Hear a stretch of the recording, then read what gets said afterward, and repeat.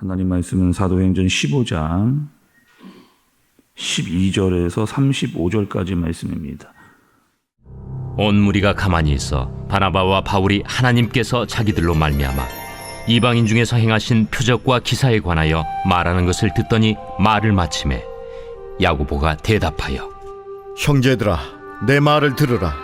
하나님이 처음으로 이방인 중에서 자기 이름을 위할 백성을 취하시려고 그들을 돌보신 것을 시므온이 말하였으니 선지자들의 말씀이 이와 일치하도다. 기록된 바 이후에 내가 돌아와서 다윗의 무너진 장막을 다시 지으며 또 그 허물어진 것을 다시 지어 일으키리니 이는 그 남은 사람들과 내 이름으로 일컬음을 받는 모든 이방인들로 주를 찾게 하려 함이라 하셨으니 즉 예로부터 이것을 알게 하시는 주의 말씀이라 함과 같으니라. 그러므로 내 의견에는 이방인 중에서 하나님께로 돌아오는 자들을 괴롭게 하지 말고 다만 우상의 더러운 것과 음행과 목매어 죽인 것과 피를 멀리하라고 편지하는 것이 옳으니 이는 예로부터 각 성에서 모세를 전하는 자가 있어 안식일마다 회당에서 그 글을 읽음이라. 이에 사도와 장로와 온 교회가 그 중에서 사람들을 택하여 바울과 바나바와 함께 안디옥으로 보내기를 결정하니 곧 형제 중에 인도자인 바사바라 하는 유다와 실라더라. 그 편에 편지를 붙여 사도와 장로된 형제들은 안디옥과 수리아와 길리기아에 있는 이방인 형제들에게 문안하노라. 들은즉 우리 가운데서 어떤 사람들이 우리의 지시도 없이 나가서 말로 너희를 괴롭게 하고 마음을 혼란하게 한다 하기로 사람을 택하여 우리 주 예수 그리스도의 이름을 위하여 생명을 아끼지 아니하는 자인 우리가 사랑하는 바나바와 바울과 함께 너희에게 보내기를 만장일치로 결정하였노라. 그리하여 유다와 실라를 보내니 그들도 이 일을 말로 전하리라. 성령과 우리는 이 요긴한 것들 외에는 아무 짐도 너희에게 지우지 아니하는 것이 옳은 줄 알았노니 우상의 제물과 피와 목매어 죽인 것과 음행을 멀리할지니라. 이에 스스로 삼가면 잘 되리라. 평안함을 원하노라. 그들이 작별하고 안디옥에 내려가 무리를 모은 후에 편지를 전하니 읽고 그 위로한 말을 기뻐하더라. 유다와 실라도 선지자라 여러 말로 형제를 권면하여 굳게 하고 얼마 있다가 평안히 가라는 전송을 형제들에게 받고 자기를 보내던 사람들에게로 돌아가되 바울과 바나바는 안디옥에서 유하며 수다한 다른 사람들과 함께 주의 말씀을 가르치며 전파하니라. 아멘. 어제 말씀 여러분 우리가 사도행전 15장에서 예루살렘 교회가 결정을 한 사실이 있었습니다. 여러분 어제 새벽 말씀 좀 기억이 나세요? 어제 15장 처음을 시작하면서 예루살렘 교회가 결정한 바 그것은 무엇이었느냐? 구원이 어떻게 주어진다는 거예요? 구원이 율법이나 할례로 주어지는 것이 아니다. 그리고 오직 믿음으로 말미암아 받게 되는 것이다. 그리고 이것은 유대인이나 이방인이나 차별이 없다. 다 똑같다. 이 사실을 예루살렘 그 교회가 이제 결정을 했습니다. 그리고 이 결정한 바에 대해서 이제 모든 사람들에게 선포를 해야 되는 그런 상황이 된 거예요. 그래서 누가 선포를 하느냐? 우리 생각 같으면 이 선포에 대해서 베드로가 이 사실을 선포를 할 것 같은데 여러분 오늘 말씀 13절에 보면 예루살렘에서 결정한 아주 중요한 이 구원의 교리에 대해서 야고보가 선포를 합니다. 이 야고보는 또 여러분 누구냐? 예수님의 제자였던 야고보? 아닙니다. 그 야고보는요 이미 순교를 당했어요. 그리고 지금 이 야고보는 예수님의 동생이었던 야고보가 이제 교회의 수장이 된 거죠. 이분은 어떤 분이냐? 신약의 야고보서를 기록한 그런 분이기도 하고 예수님이 살아계실 때는 믿지 않았지만 예수님의 죽음과 예수님의 부활을 보고 이제 예수님을 믿게 되어진 예수님의 동생입니다. 그리고 지금 그 예루살렘 교회의 최고 지도자가 된 그런 사람이죠. 그러니까 지금쯤으로 말하면 아마 총회장, 총회의 총회장 교계에 정도되어지는 그런 사람이 야고보가 된 겁니다. 그러니까 그 야고보가 이 구원의 교리에 대해서 선포를 하고 사람들에게 정확한 이것을 알려주는 그런 상황이 된 거죠. 모든 교회에게 이제 말을 하는 겁니다. 여러분 그 14절의 말씀도 좀 보세요. 하나님이 처음으로 이방 중에서 자기 이름을 위할 백성을 취하시려고 그들을 돌보신 것은 시므온이 말하였으니 이렇게 이야기합니다. 그러니까 지금 야고보가 이야기하는 내용은 무엇이냐?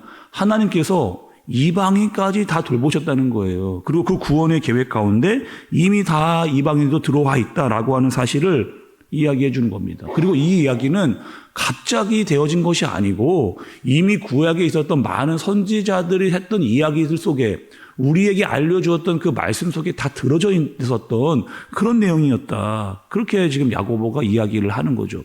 그리고 오늘 여러분 16절에서 18절의 말씀을 보면 이 말씀은 어디에 기록되어져 있느냐? 여러분 그 앞에 보면 각주가 이렇게 있는 걸 볼 수가 있어요. 보면 아모스서 9장 11절, 12절 이렇게 적혀져 있습니다. 근데 이 내용이 어떤 내용이냐? 자, 제가 여러분 한번 설명을 좀 해볼게요. 이 내용이 구약의 선지자였던 아모스는 어떻게 이야기했느냐? 하나님께서 다윗의 장막을 다시 세우실 것이다. 하나님께서 다윗의 장막을 다시 세우실 것이다. 근데 그 장막은 누가 세우느냐? 예수님이 세우신다는 거예요. 예수님이.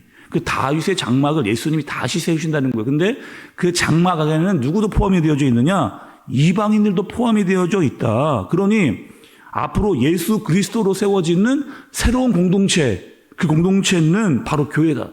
그리고 그 교회 안에는 이방인들도 들어올 수 있다라고 하는 사실을 이미 누가요? 구약의 아모스 선지자가 그 말씀에 대해서 이야기를 했다는 거죠. 그리고 그 말씀이 지금 어떻게 되었다? 성취되었다. 구약의 아모스가 이야기했던 그 말씀, 그러니까 갑자기 지금 이 구원이 이방인까지 들어졌다는 얘기가 아니고 구약에 예언되었던 그 말씀이 지금 와서 성취되어진 것이다라고 그렇게 이야기를 하는 겁니다. 그러니 이런 거죠. 유대인인 우리가 더 이상 이방인들에게 그 어떠한 구원의 조건을 걸지 말아라. 율법과 할례로 그들을 힘들게 하지 말아라. 이렇게 지금 야고보가 이야기를 하는 겁니다. 그런데 여러분 이렇게 이야기를 하면서 이방인들도 좀 지켜야 될 게 있다는 거예요. 지켜야 될 게 있는데 어떤 걸 이야기하느냐? 20절과 21절에 보니까 네 가지를 이야기를 합니다. 어떤 것을 이야기하냐? 이방인 너희들도 조심을 해야 된다. 어떤 것을 조심하느냐? 우상의 더러운 것. 우상 조심하라는 거예요. 두 번째는 무엇이냐? 음행하지 말라는 겁니다. 음란하지 말라는 거예요. 세 번째는 무엇이냐? 목 매어 죽인 것 먹지 말라는 거예요. 피도 먹지 말라 이렇게 이야기했습니다. 여러분 이 네 가지는 왜 또 야고보가 이방인들에게 주의를 시켰을까요? 한번 생각을 여러분 말씀을 들으면서 해보시죠. 야고보는 왜 이방인들에게 또 이것을 주의하라고 이야기를 했을까? 먼저는 이런 겁니다. 이제 이방인 너희도 뭘 들었다는 거예요? 복음을 들었다는 거예요. 너희가 복음을 들었는데 우상에 빠져서는 안 된다는 거죠. 너희가 예수 그리스도를 믿기로 했는데 우상에 빠져서 되겠느냐? 이렇게 지금 야고보가 이방인들에게 이야기를 해주는 겁니다. 또 목숨에 대해서, 이 피에 대해서, 생명에 대해서 너희가 중요하게 여겨야 된다. 경시 여기거나 가볍게 여기면 안 된다. 그것을 조심해라. 이렇게 지금 이야기를 해주고 있는 거죠. 또 여러분 더 중요한 게 있는데 이럴 수 있잖아요.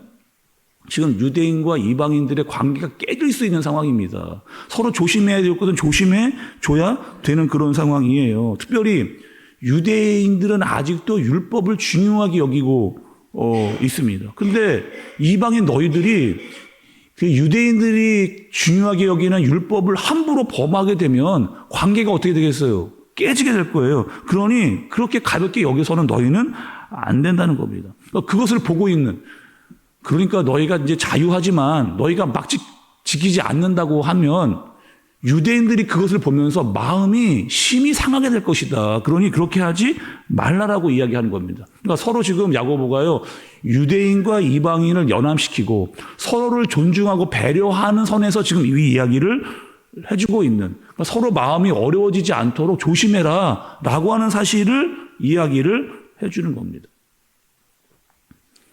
그 고린도 여러분 전서를 보면 이런 문제가 있었습니다. 어떤 문제가 있었느냐? 우상에게 드려진 음식, 우상으로 제사를 드렸던 음식, 그걸 먹어야 되냐 안 먹어야 되느냐 이런 문제가 터졌어요. 여러분 같으면 어떻게 하시겠어요? 우상에게 제물로 드려진 음식 먹어야 되느냐 말아야 되느냐 이거 가지고 교회 안에 논란이 생겨나게 된 겁니다. 그럼 바울은 어떻게 했을까요? 그 문제에 대해서 우상에게 드려진 제물을 먹어야 됩니까? 안 먹어야 됩니까? 바울이 이렇게 이야기를 했습니다. 어떻게 그거 답을 줬냐면 거기서는 나는 먹을 수도 있고 안 먹을 수도 있다는 거. 바울이 그렇게 대답을 하는 겁니다. 그런데 먹을 수 있는 그 이유는 무엇이냐? 우상에게 드려진 것이 우상이 아무것도 아니기 때문이라고 바울은 얘기해요. 우상이 아무것도 아니다. 그저 사람들이 만들어낸 어떠한 조각물이다. 그러니 그 드려진 제물의 음식 나는 먹을 수 있다. 두려워할 필요도 없고 겁낼 필요도 없고 그 음식 아무런 문제가 안 된다. 바울이 이렇게 이야기를 합니다. 그런데 내가 이렇게 자유하지만 내가 절제한다는 거예요.